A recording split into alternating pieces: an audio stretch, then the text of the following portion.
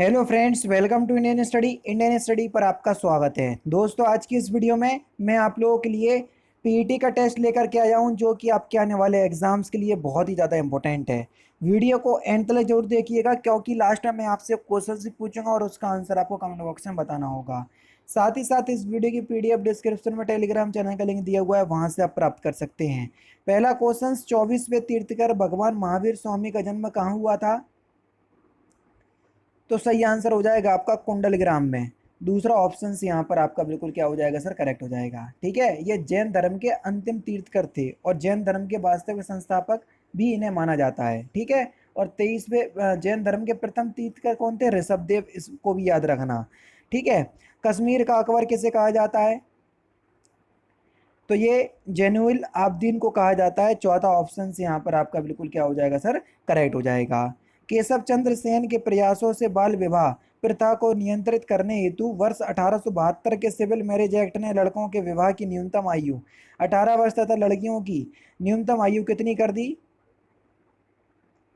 तो आपका सही आंसर हो जाएगा आपका 14 वर्ष। पहला ऑप्शन से यहाँ पर आपका बिल्कुल करेक्ट हो जाएगा। लेकिन वर्तमान में अब ऐसा नहीं है, क्योंकि आप देखो केशव चंद्र के प्रयासों के द्वारा 1872 की बात हो रही है ये।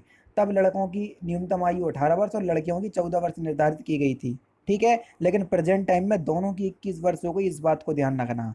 भक्ति आंदोलन का जन्मदाता किसे कहा जाता है? तो ये रामानुज को कहा जाता है। तीसरा ऑप्शन यहाँ पर आपका बिल्कुल करेक्ट, रामानुजाचार्य को कहा जाता है भक्ति आंदोलन का जनक। ठीक है, नेक्स्ट क्वेश्चन आपके सामने, निम्नलिखित में से विधवा पुनर्विवाह पर जोर दिया था किसने? तो ये ईश्वर चंद्र विद्यासागर ने दिया था। पहला ऑप्शन यहाँ पर आपका बिल्कुल करेक्ट हो जाएगा।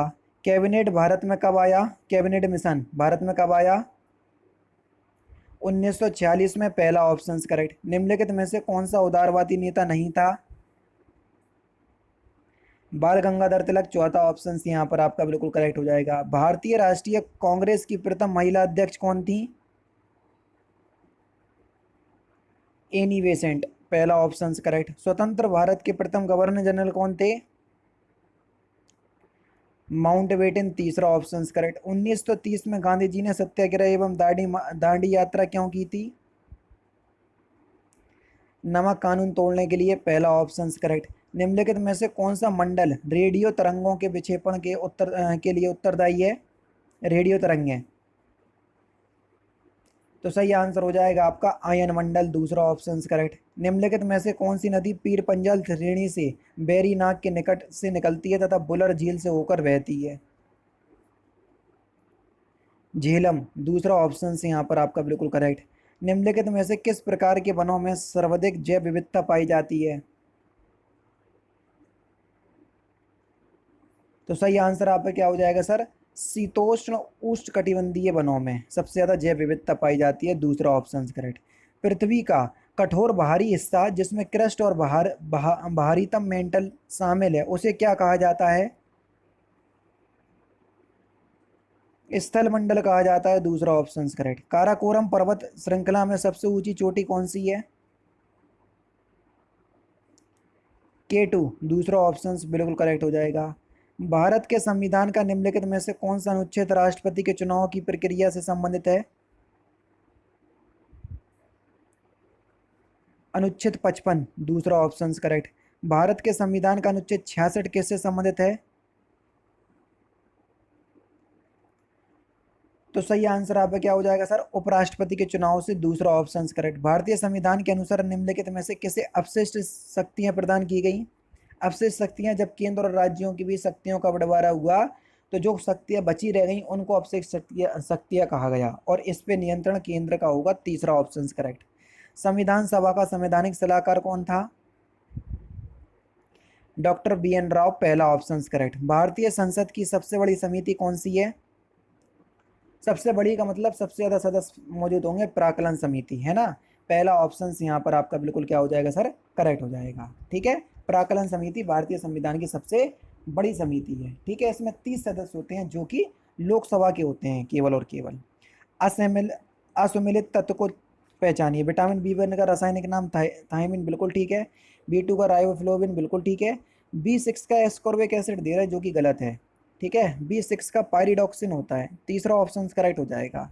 एक कोष के प्राणियों को वर्गीकृत किया जाता है, तो सही आंसर आपका क्या हो जाएगा सर, प्रोटोजोआ के रूप में। ठीक है, तीसरा ऑप्शन करेक्ट। केले के पौधे की जड़ कैसी है, तो ये अपस्थानिक मूल है, चौथा ऑप्शन करेक्ट। साइंस का टर्म्स है तो मेरी साइंस इतनी अच्छी नहीं है, तो थोड़ा समझने का प्रयास कीजिएगा। जब कोई जहाज समुद्र से नदी में प्रवेश करता है तब थोड़ा ऊपर की ओर उड़ जाता है, पहला ऑप्शन करेक्ट। थाइमस ग्रंथि द्वारा निर्मित हार्मोन्स क्या है, तो सही आंसर आपका क्या हो जाएगा, थाइमस ग्रंथि द्वारा जो निर्मित हार्मोन्स है वो है थाइमोसिन, चौथा ऑप्शन यहाँ पर आपका बिल्कुल करेक्ट हो जाएगा। कौन सा है, थाइमोसिन। नेक्स्ट क्वेश्चन, अंतर्राष्ट्रीय युवा दिवस कब मनाया जाता है, जल्दी बताइए। तो अंतर्राष्ट्रीय युवा दिवस की अगर हम बात करें तो ये 12 अगस्त को मनाया जाता है, तीसरा ऑप्शन करेक्ट। ठीक है, इंडिया गेट पुस्तक किसने लिखी, तो ये जो पुस्तक है ना इंडिया गेट पुस्तक, ये लेसी फोबर्ग ने लिखी, चौथा ऑप्शन यहाँ पर आपका बिल्कुल करेक्ट हो जाएगा। रमन मैग्सेसे पुरस्कार इनमें से किस व्यक्ति के नाम पर दिया जाता है, तो ये फिलीपींस के पूर्व राष्ट्रपति के नाम पर दिया जाता है, तीसरा ऑप्शन करेक्ट। निम्नलिखित में से किस खेल को तीन रूप भेदों में खेला जाता है, घोड़ा, साइकिल और हाथी, यानी कि घोड़े पे भी बैठ करके खेल सकते हैं, साइकिल पे और हाथी पे भी, कौन सा खेल है वो, तो सही आंसर आपका क्या हो जाएगा सर, पोलो, तीसरा ऑप्शन करेक्ट। भगवान पशुपतिनाथ मंदिर स्थित है कहाँ पर, काठमांडू में स्थित है, ये चौथा ऑप्शन करेक्ट। निम्नलिखित में से कौन सी पर्यटन ट्रेन है, ये सभी हैं, passage on wheels, royal Rajasthan और महाराणा एक्सप्रेस, सभी के सभी हैं, ये सभी है। हालांकि ये महाराणा नहीं महाराजा होगी। ठीक है, भारत के ने पहला उपग्रह आर्यभट्ट अंतरिक्ष में कब छोड़ा था, 1975 में। प्रसिद्ध पुस्तक राज तरंगिणी के लेखक कौन है, कलहड़, पहला ऑप्शन यहाँ पर आपका बिल्कुल क्या हो जाएगा सर, करेक्ट हो जाएगा। ठीक है, स्वीडन की राजधानी क्या है, स्टॉकहोम। भारतीय दलन अनुसंधान संस्थान कहाँ पर स्थित है, दलन कानपुर में स्थित है, चौथा ऑप्शन करेक्ट। हिंदी ये क्वेश्चंस बीच में जो स्किप हो गए थे अब मैं आपको करवा रहा हूँ। निम्नलिखित में से कौन सा स्त्रीलिंग है, जल्दी से बताएं, ये बीच में स्किप हो गए थे। देखो, उपहार दिया जाता है, ग्रंथ पढ़ा जाता है, मस्तक होता है, रचना की जाती है, तो जाति क्रिया आया स्त्रीलिंग। वह स्त्री जिसका पति प्रदेश यानी कि विदेश गया हो, वाक्यांशों के लिए एक शब्द में क्या होगा, प्रोतिस्पतिका, तीसरा ऑप्शन करेक्ट। विलोम शब्द युग्मों का चयन करना है आपको, जल्दी से बताएं सही विलोम शब्द। हया का बेहया बिल्कुल ठीक दिया हुआ है। ठीक है, अंधेर नगरी नाटक के रचयिता क्या है, इनका इस क्वेश्चन का आंसर आप मुझे कमेंट बॉक्स में बताइएगा, क्योंकि लास्ट क्वेश्चन मैं करवा दे रहा हूँ। ठीक है, इसमें आपको बताना है, जो मनुष्य राष्ट्र प्रेमी होता है उसको देश की एक ना एक वस्तु से प्रेम हो जाता है, इसके किस पार्ट में गलती है ये आपको बताना है। आराम से बता सकते हो, सिंपल क्वेश्चन है, कोई इतना हार्ड क्वेश्चन नहीं है कि आपको दिक्कत होगी। ठीक है, तो सही आंसर आप क्या हो जाएगा, इसके बी पार्ट में गलती है। ठीक है, उसको देश प्रेम की एक ना एक वस्तु में गलती है, क्योंकि जो मनुष्य राष्ट्र प्रेमी होता है उसे देश की प्रत्येक वस्तु से प्रेम हो जाता है, एक ना एक वस्तु की जगह प्रत्येक वस्तु आएगा। ठीक है, तो दूसरे पार्ट में गलती है। और इस क्वेश्चन का आंसर मुझे बताएंगे आप, अंधेरी नगरी या अंधेर नगरी नाटक के रचयिता कौन है, तो इस क्वेश्चन का आंसर आप मुझे कमेंट बॉक्स में बताएंगे। तो दोस्तों ये थे आपके कुछ पीटी के लिए इंपॉर्टेंट क्वेश्चंस, जो कि आपके आने वाले एग्जाम्स के लिए बेहद इंपॉर्टेंट हैं। वीडियो अगर आपको अच्छी लगी हो तो प्लीज़ दोस्तों वीडियो को लाइक और शेयर जरूर कर दीजिएगा। मिलते हैं फिर नेक्स्ट क्लास में, नेक्स्ट सेशन में। जय हिंद, जय भारत।